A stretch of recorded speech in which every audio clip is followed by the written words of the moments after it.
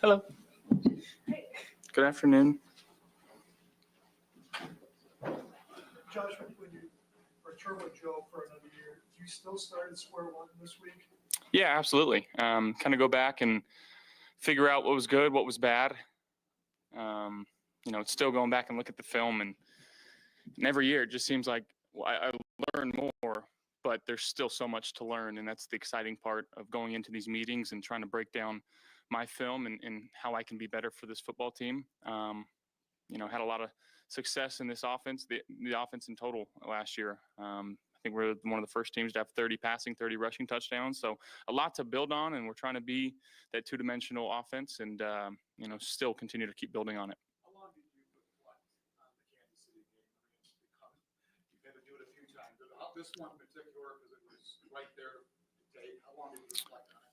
Yeah, I mean, it'll still sit with me. A lot of shoulda, coulda, wouldas in that game, and that's why we play, is to be in those types of situations. And again, we're still fighting, still going to try to find a way to push through that, and whether it's them or whoever we got to play moving forward. But just use it as fuel and have a good OTAs and a good camp, and try to go into the season starting strong. What have you done this offseason, Josh? Can you kind of fill in the gaps of any working out, what you've done before coming back in here this week? Yeah, just trying to stay in shape. Making sure I'm hanging with the teammates still, and get a little bit of traveling in, but nothing too crazy. So it feels like it hasn't been that long since we were back in this building, but at the same time, it feels like it's been a long time being away from the guys and getting into our offense, and just excited to be back. I know you have a lot going on. How's the draft prep been? Have you been doing any draft prep for this season? A little less this year. I feel like last year we were here a week earlier, so I got to spend a lot of time with the scouts and really dive into some of the prospects that we liked, and it's been a little bit less this year. And who knows? In Bean we trust. Josh, how much has during the offseason has you learned about teams and tendencies? Yeah, I mean, I think just in terms of what defenses are doing, especially when you're just lining up an empty and the different checks that they're calling, and some of the stuff that we've seen in drop back game, making sure that we're putting in and implementing things that can combat that, and maybe get a tell early on, and just trying to be better pre-snap, I guess. Because I think post-snap we were pretty good last year, and being better pre-snap is only going to help us all that much more. Josh, in years past, you've been pretty open about identifying and maybe one specific area of your game that you wanted to work on in the offseason. I know last year you talked about rebuilding your mechanics. Has there been a specific area that you've honed in on this offseason and said, I want to get better in this area? Yeah, I think pre-snap is what we're looking at right now, and again, just trying to help me identify what I'm seeing. Better with my footwork and certain routes and certain combinations. Making sure that within the offense that I'm doing a good job of setting the protections the right way, knowing where my answers are if I'm not. But again, that's all stuff that we can control and I can control, and as I'm learning to do that better and relying on the quarterbacks in the room and Joe and RC, and again, just trying to go back and see what we were doing wrong last year and try to fix it and move forward. When you talk about pre-snap, is that a lot of that film review? A lot of it's film review. A lot of it's just sitting down and making sure that within our concepts that we're setting the protection the right way, so my eyes can start in the right spot. And if my eyes are starting in the right spot, am I taking 3? Am I taking a quick 5? Based on, again, what I'm seeing. If we like a shorter route, obviously it's going to be 3, but if that's not there, let's extend it to 5 and make sure that my base is in the right position to move on and get through the progression. Yes, as you start the OTA portion now, what is your message, guys that are here, based on the history? Yeah, I mean, I think it's one, showing up and making sure that I'm here and letting the new guys see what this culture is all about and how to vibe in this locker room, and making sure that we're hanging outside the facilities and starting to develop that team. There's going to be quite a few new faces, and I just saw that we got Trey White back, which is pretty cool. I'm off social media, so I didn't know that. I was walking in the locker room today, and I peeked him, and I went to equipment manager. I was like, "Is that Trey White over there?" Just making sure. But it's good to see some familiar faces back, and obviously good to add some new pieces and start figuring them out as people and making sure that we get on the same page. Josh, it certainly seems to be a movement to eliminate the push cultural changes very effectively last year. Right? Do you agree with that? And if it is banned, how comfortable would you still be running regular season? Yeah, I mean, I think at that point it is what it is. I don't know if I have a particular feeling about it. I know that we've utilized it. I know that if it wasn't banned, I think we would find a different play or a different way to still try to get the job done. But I don't know the statistics behind player safety and all of that. So I really don't have a say on it, to be honest. Josh, aside from football at your offseason, what's it like? You're familiar with red carpets. What's it like being on the red carpet for, let's say, sinners with, your fiance? Yeah, it was awesome. It's a different world, a very cool experience. I'm so excited for her and so proud of her. And it's getting some great reviews. It's a fantastic movie. So go watch it. Is it different than like being on the red carpet for like the award ceremonies, or like how do you react to that? Again, I'm just there trying to support her. In whatever way that I can. And that was her moment, and I'm so glad she got to shine. Josh, as a leader, how do you navigate maybe someone like James who's going through things with their contract uncertainty and kind of juggle where do you feel comfortable in that type of a situation as a leader on this team? I think the guys in this locker room understand the business side of it. I'm not the GM, I'm not the head coach. I know I feel like I have to wear a few different hats among the locker room, but that's not one of them. I just try to make sure that I'm focusing on what I can control and making sure that the guys that are here are getting the work done. And I know James is working out and getting the work done there too. And, hoping that it gets figured out, but it'll get figured out when it gets figured out. So, yeah, we understand the business side of it. Josh, what do you think about the prospects of playing with Joshua Palmer when he brings? Yeah, very excited. Excited to get to throw with him here pretty soon. Very fluid in his routes.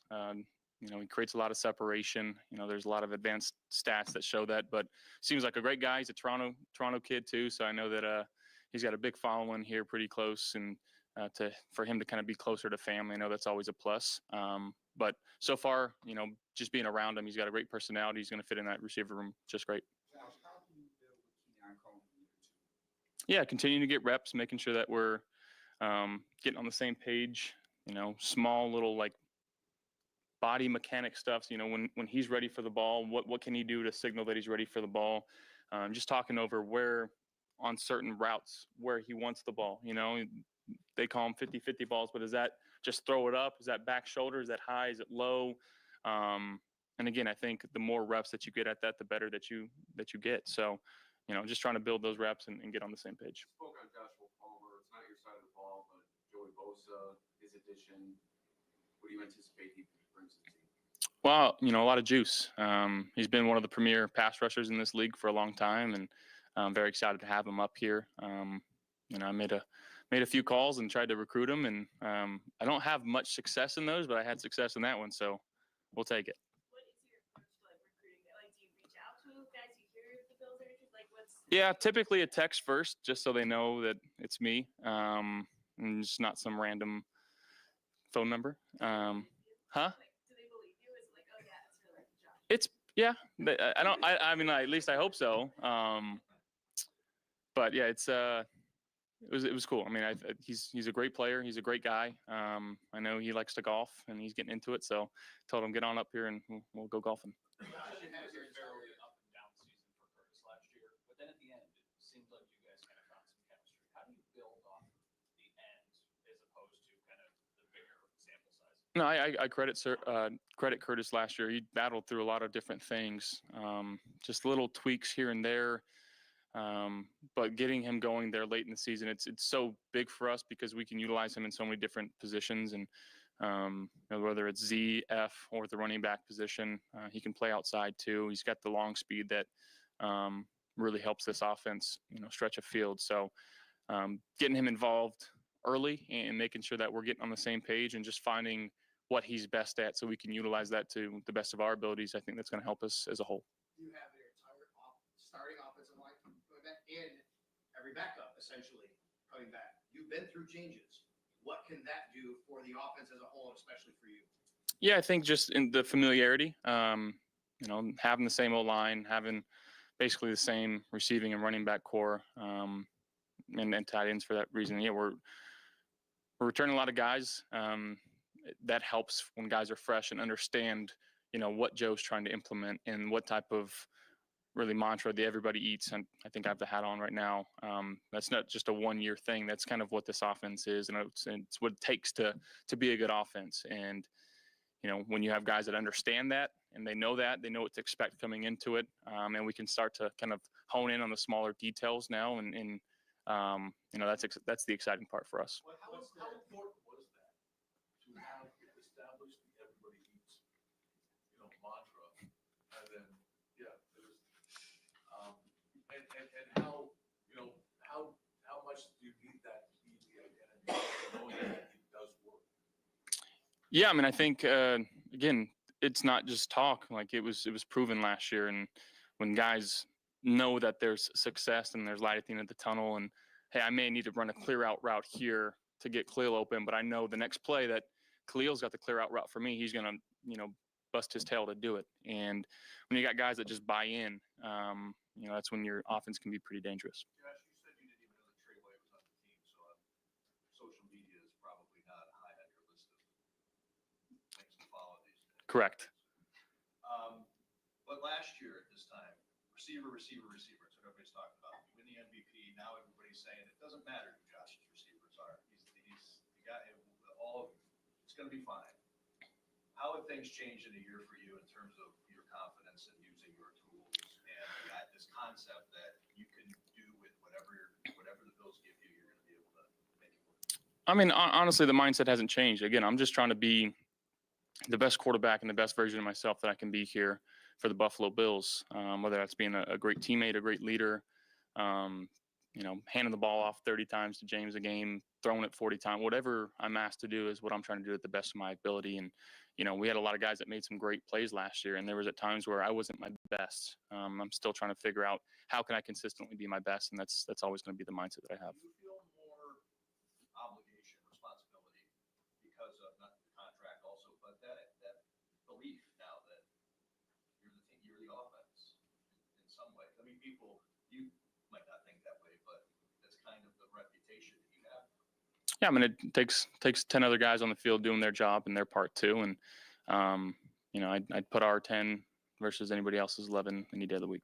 To piggyback off of what Tim's talking about, last year you had, the big theme a year ago was how does this offense work without Stephon Diggs? Oh no.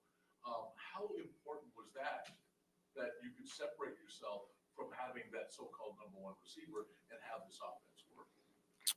Again, I think it just a lot of credit to the other guys on the field with me, right? The offensive line, I think the last couple of years have played the whole group together.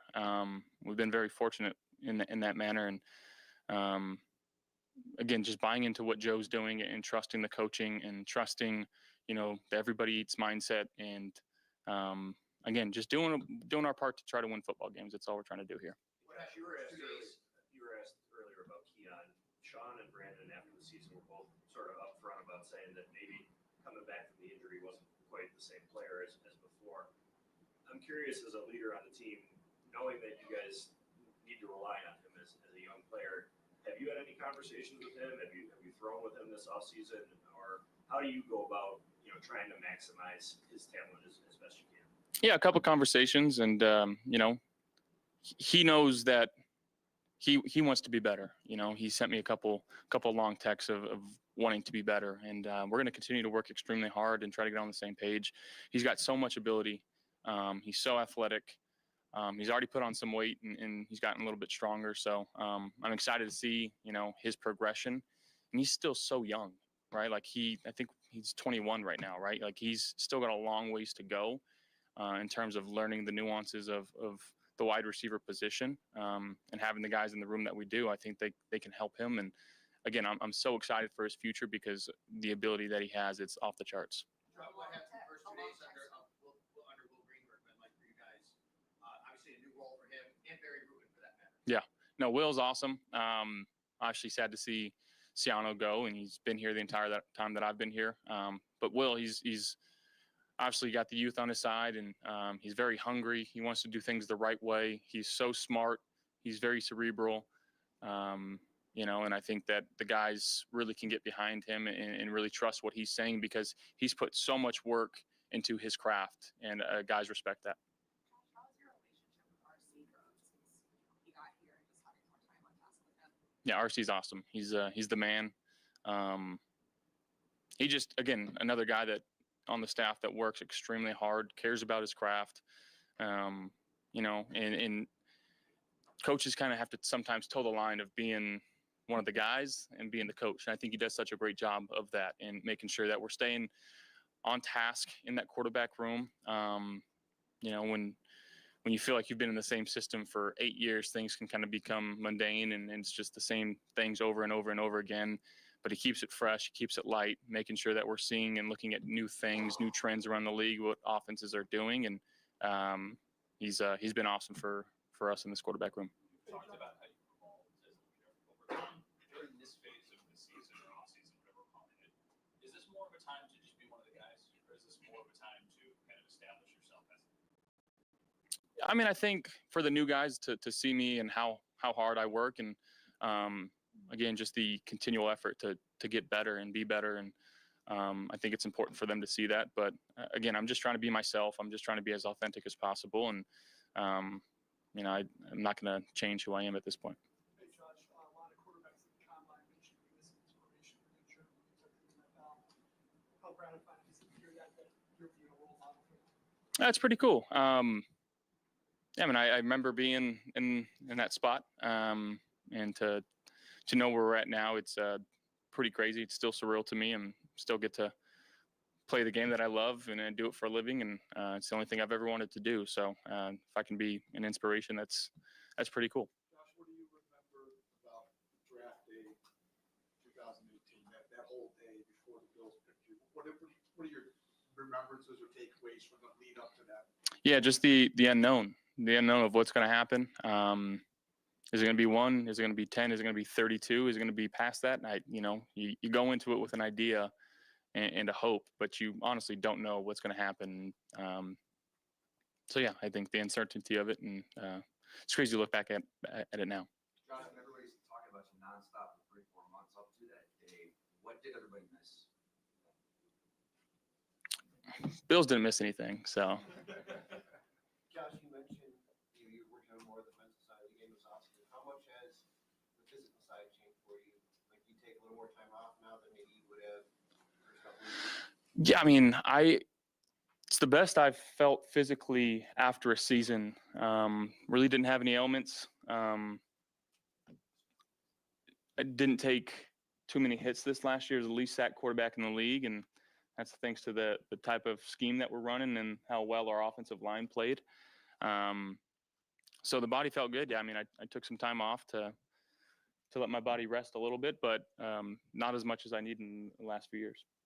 He's not being on social media as much, like an intentional choice you're doing, and why? It's an intentional choice. Yeah, I think that I deleted it maybe 3 or 4 months ago, and leading up into the end of the season, didn't have it, and it's good to not see things. And now it is the tough part of, I didn't know that Trey White was back on our team, and you miss some things that happen around the world, but there's also this kind of like ignorance is bliss type of mindset of like, when I look at my phone, I'm not just sitting there scrolling. It's sometimes I'm playing chess. Most of the time I'm playing chess on my phone. I'm still really bad at it, but I'm getting better. But yeah, just being more intentional with my time and where my focus is at. What do you think of all the NIL money that's being tossed around with these college players, and in particular the quarterback position in college? Yeah, I don't hate that people are getting paid for what they're doing. I know that, NCAA made a lot of money for a long time off the backs of players, and so I'm not mad at it. I do think there should be some tweaks, and I feel like it's a free for all right now. But again, I couldn't tell you enough. I don't know enough about it to have an actual opinion, but I know it's pretty crazy. And there's been a lot of guys that have transferred out of Wyoming, which I feel like the non-power fives are kind of junior colleges now, where these big schools are just coming and poaching everybody. So it's a different world now. I'm glad I kind of missed that. That's very true. I probably could. Yeah, you want to help with me? Yeah. I know one last thing about everybody eats. Shakir had the most catches and yards last year. You don't know what Keon's going to do or he's going to do. If one of them really developed and it was working, is it still everybody eats if a player evolves into more of a number one choice and puts up bigger numbers? Does that change the dynamic of everybody eats? I don't think so. I mean, I think that we want to utilize our players to what they're best at, and that's a job for Joe and the staff. But again, within the progression, I'm just going to try to find the guy that's open and the guy that's winning on his route. And it's kind of as simple as that. If there's one guy that's winning more consistently than others, he's probably going to get the ball more than others. And it's not intentional, but that's just kind of how it works sometimes. But, we're not going to throw it 50 times a game. We're also going to run it. We're going to ask that those receivers go and block and come down and grab a safety or get the edge and open it up for our running backs too. So, they're not going to be just asked to go get open and catch the ball. And I think that still kind of embodies what we're talking about. Josh, you had one of the best O-lines in the field. The best? The best, right? So you wasn't too much under pressure. So let's say, what gave you the most pressure? 4th and 5 versus Kansas City or Grandma on the red carpet? Grandma on the red carpet. That was put me on the spot there. Gosh, I'm not sure the timing when you signed your extension with the other guys. We asked you about this, but just in general, when you see Khalil, Terrell, Greg, obviously, we're getting somebody right now, Christian, yeah. did as well. Personally, from your perspective, to see those guys get rewarded, and then from a team standpoint, what it means to you. It means a lot. Homegrown talent, and of all those guys that you mentioned, they're here in the building right now, still trying to get better and working with the team. So it speaks a lot about the volume of the character of those guys and, the type of guys that we're bringing in this locker room. And that's a credit to the guys upstairs. Thank you, guys.